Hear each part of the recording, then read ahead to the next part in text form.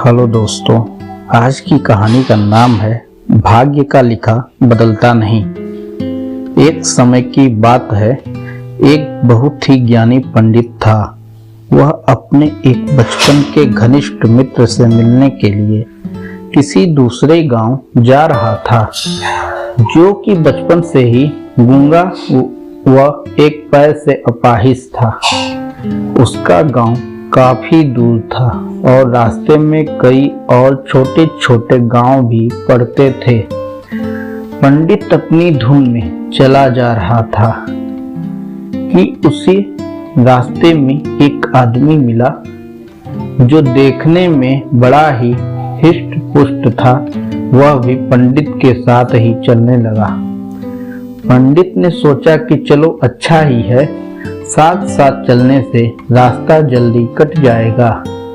पंडित ने उस आदमी से उसका नाम पूछा तो उस आदमी ने अपना नाम महाकाल बताया। पंडित को ये नाम बड़ा अजीब लगा, लेकिन उसने नाम के विषय में कुछ और पूछना उचित नहीं समझा। दोनों चलते रहे। तभी रास्ते में एक गांव आया। महाकाल ने पंडित से कहा, तुम आगे चलो, मुझे इस गांव में एक संदेश देना है। मैं तुमसे आगे मिलता हूँ। ठीक है, कहकर पंडित अपनी धुन में चलता रहा। तभी एक भैंसे ने एक आदमी को मार दिया और जैसे ही भैंसे ने आदमी को मारा, लगभग तुरंत ही महाकाल वापस पंडित के पास लौट आया। चलते चलते दोनों एक दूसरे गांव के बाहर पहुंचे, जहां एक छोटा सा मंदिर था।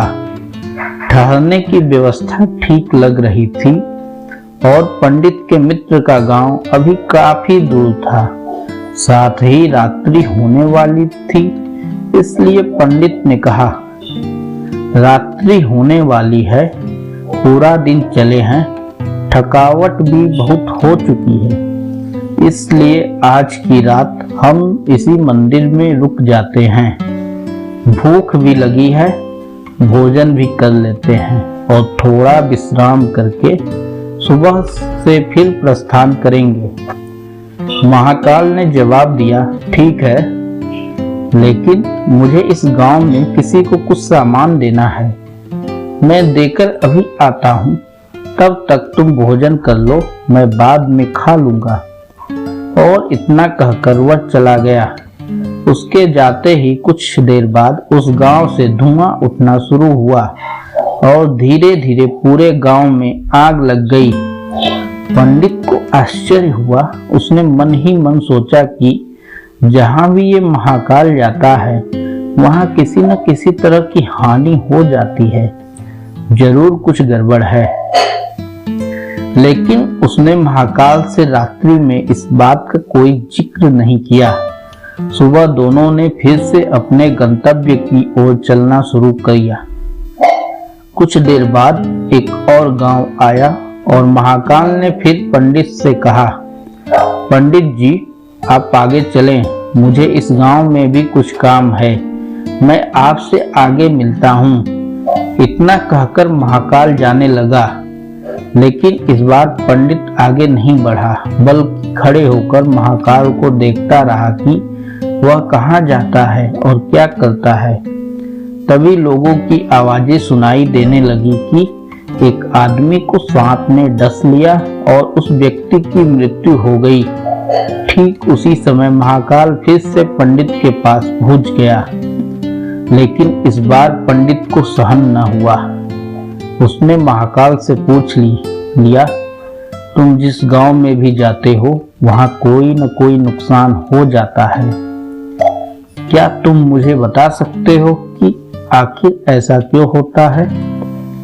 महाकाल ने जवाब दिया, पंडित जी, आप मुझे बड़े ज्ञानी मालूम पड़े हैं, इसलिए मैं आपके साथ चलने लगा था, क्योंकि ज्ञानियों का संग हमेशा अच्छा होता है।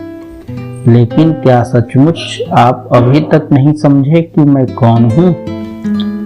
पंडित ने कहा, मैं समझ तो चुका हूँ, लेकिन कुछ शंका है। यदि आप ही अपना उपयुक्त परिचय दे दे तो मेरे लिए आसानी होगी। महाकाल ने जवाब दिया कि मैं यमदूत हूँ और यमराज की आज्ञा से उन लोगों के प्राण हरण करता हूँ जिनकी आयु पूर्ण हो चुकी है। हालांकि पंडित को पहले से ही इसी बात की शंका थी, फिर भी महाकाल के मुख से यह बात सुनकर पंडित थोड़ा घबरा गया, लेकिन फिर हिम्मत करके पूछा, अगर ऐसी बात है और तुम सचमुच ही यमदूत हो तो बताओ अगली मृत्यु किसकी है। यमदूत ने जवाब दिया, अगली मृत्यु तुम्हारे उसी मित्र की है जिसे तुम मिलने जा रहे हो, और उसकी मृत्यु का कारण भी तुम ही होगे। ये बात सुनकर पंडित ठिठक गया और बड़े पेशोपेश में पड़ गया कि यदि वास्तव में यह महाकाल का एक यमदूत हुआ तो उसकी बात सही होगी और उसके कारण मेरे बचपन के सबसे घनिष्ठ मित्र की मृत्यु हो जाएगी। इसलिए बेहतर यही है कि मैं अपने मित्र से मिलने ही न जाऊं। कम से कम मैं तो उसकी मृत्यु का कारण तो नहीं बनूंगा। तभी महाकाल ने कहा, तुम जो सोच रहे हो वो भी मुझे पता है, लेकिन तुम्हारे अपने मित्र से मिलने न जाने के विचार से नियति नहीं बदल जाएगी। तुम्हारे मित्र की मृत्यु निश्चित है और अगले कुछ ही क्षणों में घटित होने वाली है। महाकाल के मुख से ये बात सुनते ही पंडित को झटका लगा, क्योंकि महाकाल ने उसके मन की बात जान ली थी, जो कि किसी सामान्य व्यक्ति के लिए तो संभव ही नहीं थी। फलस्वरूप पंडित को विश्वास हो गया कि महाकाल सचमुच ही यमदूत है, इसलिए वह अपने मित्र की मृत्यु का कारण न बने, इस हेतु वह तुरंत पीछे मुड़ा और फिर से अपने गांव की तरफ लौटने लगा। परंतु जैसे ही वह मुड़ा, सामने से उसे उसका मित्र उसी की ओर तेजी से आता हुआ दिखाई दिया, जो कि पंडित को देखकर अत्यधिक प्रसन्न लग रहा था। अपने मित्र के आने की गति को देख पंडित को ऐसा लगा जैसे कि उसका मित्र काफी समय से उसके पीछे पीछे ही आ रहा था, लेकिन क्योंकि वह बचपन से ही गूंगा व एक पैर से अपाहिज था, इसलिए न तो पंडित तक पहुंच पा रहा था, न ही पंडित को आवाज देकर रोक पा रहा था। जैसे ही वह पंडित के पास पहुंचा, अचानक न जाने क्या हुआ और उसकी मृत्यु हो गई। पंडित हक्का बक्का सा आश्चर्य भरी नजरों से महाकाल की ओर देखने लगा, जैसे कि पूछ रहा हो कि आखिर उसके मित्र को क्या हुआ है। महाकाल पंडित के मन की बात समझ गया और बोला, तुम्हारा मित्र पिछले गांव से ही तुम्हारे पीछे पीछे आ रहा था, लेकिन तुम समझ ही सकते हो कि वह अपाहिज व गूंगा होने की वजह से ही तुम तक नहीं पहुंच सका। उसने अपनी सारी ताकत लगाकर तुम तक पहुंचने की कोशिश की, लेकिन शरीर में बुढ़ापे में बचपन जैसी शक्ति नहीं होती, इसलिए हृदयाघात की वजह से तुम्हारे मित्र की मृत्यु हो गई और उसकी वजह हो तुम, क्योंकि वह तुमसे मिलने हेतु तुम तक पहुंचने के लिए अपनी सारी सीमाओं को लांघते हुए तुम्हारे पीछे भाग रहा था। अब पंडित को पूरी तरह से विश्वास हो गया कि महाकाल सचमुच ही यमदूत है और जीवों के प्राण हरण करना ही उसका काम है। चूंकि पंडित एक ज्ञानी व्यक्ति था और जानता था कि मृत्यु पर किसी का कोई बस नहीं चल सकता, वह सभी को एक न एक दिन मरना ही है, इसलिए उसने जल्द ही अपने आप को संभाल लिया। लेकिन सहसा ही उसके मन में अपनी स्वयं की मृत्यु के बारे में जानने की उत्सुकता हुई, इसलिए उसने महाकाल से पूछा, अगर मृत्यु मेरी मित्र की होनी थी तो तुम शुरू से ही मेरे साथ क्यों चल रहे हो? महाकाल ने जवाब दिया, मैं तो सभी के साथ चलता हूँ और हर क्षण चलता रहता हूँ। तुम लोग मुझे पहचान नहीं पाते क्योंकि लोगों के पास अपनी समस्याओं के अलावा किसी और व्यक्ति, वस्तु या घटना के संदर्भ में सोचने या उसे देखने समझने का समय ही नहीं है। पंडित ने आगे पूछा, तो क्या तुम बता सकते हो कि मेरी मृत्यु कब और कैसे होगी?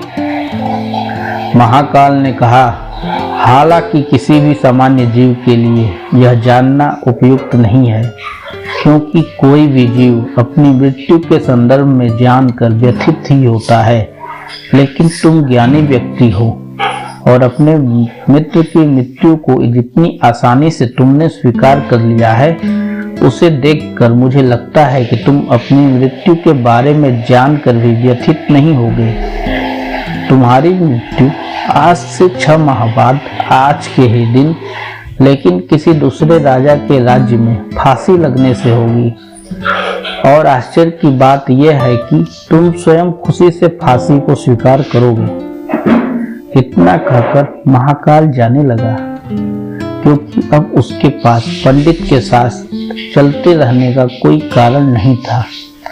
पंडित ने अपने मित्र का यथा स्थिति जो भी कर्मकांड संभव था किया और फिर अपने गांव लौट गया। लेकिन कोई भी व्यक्ति चाहे जितना भी ज्ञानी क्यों न हो, अपनी मृत्यु के संदर्भ में जानने के बाद कुछ तो व्यथित होता ही है और उस मृत्यु से बचने के लिए कुछ न कुछ तो करता ही है। सो पंडित ने भी किया। चूंकि पंडित विद्वान था, इसलिए उसकी ख्याति उसके राज्य के राजा तक थी।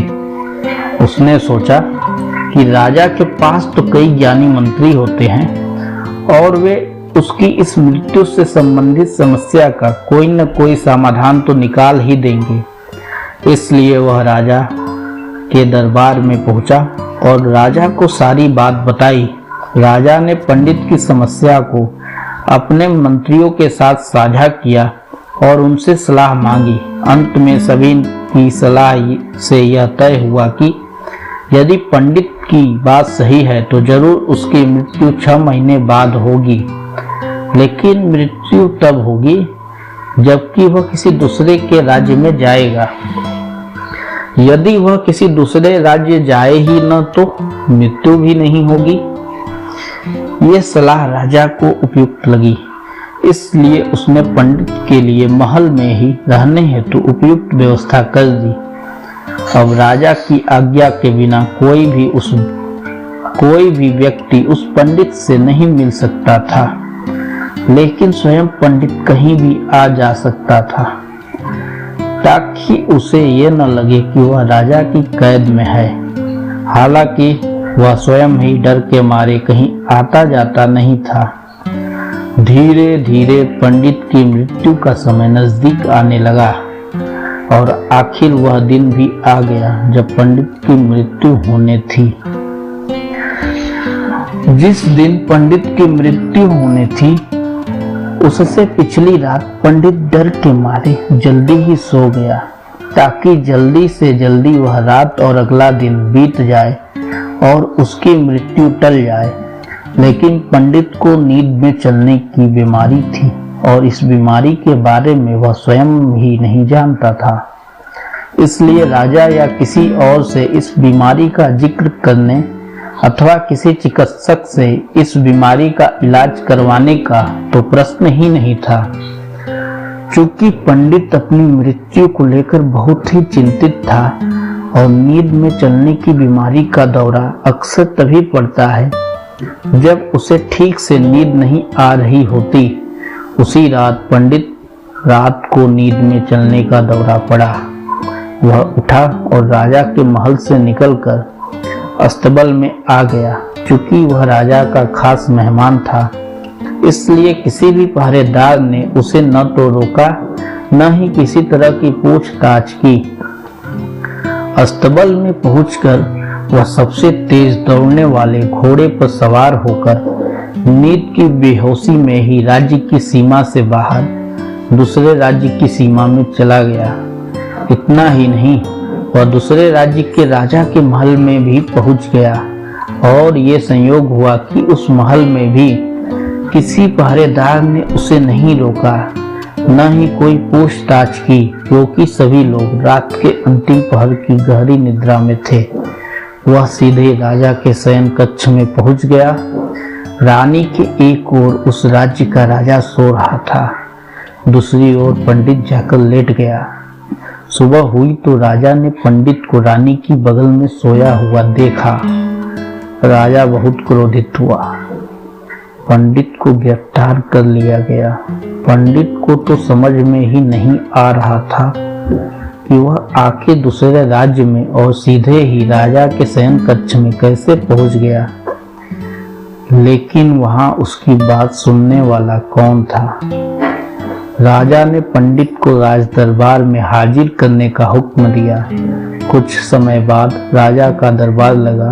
वहां राजा ने पंडित को देखा और देखते ही इतना क्रोधित हुआ कि पंडित को फांसी पर चढ़ा दिए जाने का आदेश दिया।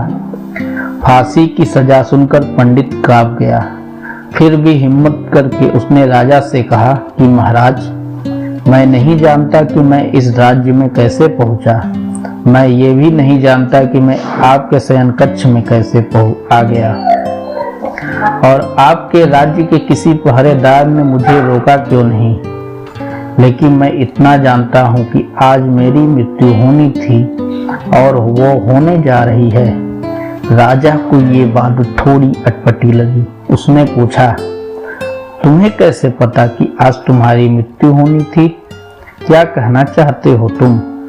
राजा के सवाल के जवाब में पंडित से पिछले 6 महीने की पूरी कहानी सुना दी और कहा, महाराज, मेरा क्या, किसी भी सामान्य व्यक्ति का इतना साहस कैसे हो सकता है कि वह राजा की उपस्थिति में राजा के ही कक्ष में रानी के बगल में सो जाए।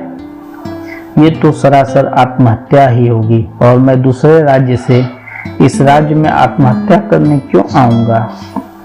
राजा को पंडित की बात थोड़ी उपयुक्त लगी, लेकिन राजा ने सोचा कि शायद वह पंडित मृत्यु से बचने के लिए महाकाल और अपनी मृत्यु की भविष्यवाणी का बहाना बना रहा है। इसलिए उसने पंडित से कहा कि यदि तुम्हारी बात सत्य है तो आज तुम्हारी मृत्यु का दिन है। जैसा कि महाकाल ने तुमसे कहा है, तो तुम्हारी मृत्यु का कारण मैं नहीं बनूंगा। लेकिन यदि तुम झूठ बोल रहे हो तो निश्चित ही आज तुम्हारी मृत्यु का दिन है। चूंकि पड़ोसी राज्य का राजा उसका मित्र था, इसलिए उसने तुरंत कुछ सिपाहियों के साथ दूसरे राज्य के राजा के पास पत्र भेजा और पंडित की बात की सत्यता का प्रमाण मांगा। शाम तक भेजे गए सैनिक फिर से लौटे और उन्होंने आकर बताया कि महाराज, पंडित जो कह रहा है वह सच है। दूसरे राज्य के राजा ने पंडित को अपने महल में ही रहने की संपूर्ण व्यवस्था दे रखी थी और पिछले 6 महीने से ये पंडित राजा का मेहमान था। कल रात राजा स्वयं इससे अंतिम बार इसके शयन कक्ष में मिले थे और उसके बाद ये राज्य में कैसे पहुंच गया इसकी जानकारी किसी को नहीं है। इसलिए उस राज्य के राजा के अनुसार पंडित को फांसी की सजा दिया जाना उचित नहीं है। लेकिन अब राजा के लिए एक नई समस्या आ गई। क्योंकि उसने बिना पूरी बात जाने ही पंडित को फांसी की सजा सुना दी थी, इसलिए अब यदि पंडित को फांसी नहीं दी जाए तो राजा के कथन का अपमान होगा और यदि राजा द्वारा दी गई सजा का मान रखा जाए तो पंडित की बेवजह मृत्यु हो जाएगी। राजा ने अपनी इस समस्या का जिक्र अपने अन्य मंत्रियों से किया और सभी मंत्रियों ने आपस में चर्चा करके ये सुझाव दिया कि महाराज, आप पंडित को कच्चे सूत के एक धागे से फांसी लटकवा दीजिए। इससे आपके वचन का मान भी रह जाएगा और सूत के धागे से लगी फांसी से पंडित की मृत्यु भी नहीं होगी, जिससे उसके प्राण बच जाएंगे। राजा को यह विचार उपयुक्त लगा और उसने ऐसा ही आदेश सुनाया। पंडित के लिए सूत के धागे का फांसी का फंदा बनाया गया और नियमानुसार पंडित को फांसी पर चढ़ाया जाने लगा। सभी खुश थे कि न तो पंडित मरेगा न राजा का वचन झूठा पड़ेगा। पंडित को भी विश्वास था कि सूत के धागे से तो उसकी मृत्यु होगी ही नहीं, इसलिए वह भी खुशी खुशी फांसी चढ़ने को तैयार था, जैसा कि महाकाल ने उसे कहा था। लेकिन जैसे ही पंडित को फांसी दी गई, सूत का धागा तो टूट गया, लेकिन टूटने से पहले उसने अपना काम कर दिया। पंडित के गले की नस कट चुकी थी उस सूत के धागे से, और पंडित जमीन पर पड़ा तड़प रहा था। हर धड़कन के साथ उसके गले से खून की फुहार निकल रही थी, और देखते ही देखते कुछ ही क्षणों में पंडित का शरीर पूरी तरह से शांत हो गया। लोग आश्चर्यचकित हक्के बक्के से पंडित को मरते हुए देखते रहे। किसी को भी विश्वास नहीं हो रहा था कि एक कमजोर से सूत के धागे से किसी की मृत्यु हो सकती है। लेकिन घटना घट चुकी थी, नियति ने अपना काम कर दिया था। जो होना है वो होकर ही रहता है। हम चाहे जितनी सावधानियां बरतें या चाहे जितने उपाय कर लें, लेकिन हर घटना और उस घटने का सारा ताना बाना पहले से ही निश्चित है, जिसे हम रत्ती भर भी इधर उधर नहीं कर सकते। इसलिए ईश्वर ने हमें भविष्य जानने की क्षमता नहीं दी है, ताकि हम अपने जीवन को ज़्यादा बेहतर तरीके से जी सकें। और यही बात उस पंडित पर भी लागू होती है। यदि पंडित ने महाकाल से अपनी मृत्यु के बारे में न पूछा होता, तो अगले 6 महीने तक वह राजा के महल में कैद होकर हर रोज डर डर कर जीने की बजाय ज़्यादा बेहतर जिंदगी जीता। प्रकृति ने जो कुछ भी बनाया है और उसे जैसा बनाया है, वह सब कुछ किसी न किसी कारण से वैसा है, और उसके वैसा होने पर सवाल उठाना गलत है, क्योंकि हर व्यक्ति, वस्तु या स्थिति का संबंध किसी न किसी घटना से है जिसे घटित होना है। उदाहरण के लिए पंडित की मृत्यु का संबंध उसके मित्र से था, क्योंकि यदि वह उसके मित्र से मिलने न जा रहा होता तो उसे रास्ते में महाकाल न मिलता और पंडित उससे अपनी मृत्यु से संबंधित सवाल न पूछता। जबकि यदि पंडित अपने मित्र से मिलने न जाता और पंडित का मित्र बचपन से ही गूंगा और अपाहिज न होता, तो उसकी मृत्यु न होती, क्योंकि उस स्थिति में वह अपने मित्र को पीछे से आवाज देकर रोक सकता था। यानी बचपन से प्रकृति ने उसे जो अपंगता दी थी, उसका संबंध उसकी मृत्यु से था। इसी तरह से पंडित को नींद में चलने की बीमारी है। इस बात का पता यदि स्वयं पंडित को पहले से होता, तो वह इस बात का जिक्र राजा से जरूर करता। परिणाम स्वरूप वह राजा के महल से निकलता तो कोई न कोई पहरेदार उसे जरूर रोक लेता, अथवा राजा ने कुछ ऐसी व्यवस्था जरूर की होती ताकि पंडित नींद में उठकर कहीं न जा सके। इस घटना के घटित होने के लिए प्रकृति पहले से ही सारे बीज बो देती है, जो अपने निश्चित समय पर अंकुरित होकर उस घटना के घटित होने में अपना योगदान देते हैं। इसलिए प्रकृति से लड़ने का कोई मतलब नहीं है, क्योंकि हमें नहीं पता कि किस घटना के घटित होने के लिए कौन कौन से कारण होंगे और उन कारणों से संबंधित बीज कब, कहां और कैसे बोए गए हैं, और इसी को हम सरल शब्दों में भाग्य कहते हैं। दोस्तों, यह कहानी यहीं समाप्त होती है। अगर आपको यह कहानी अच्छी लगी तो इस वीडियो को लाइक करें और हमारे चैनल को सब्सक्राइब करें।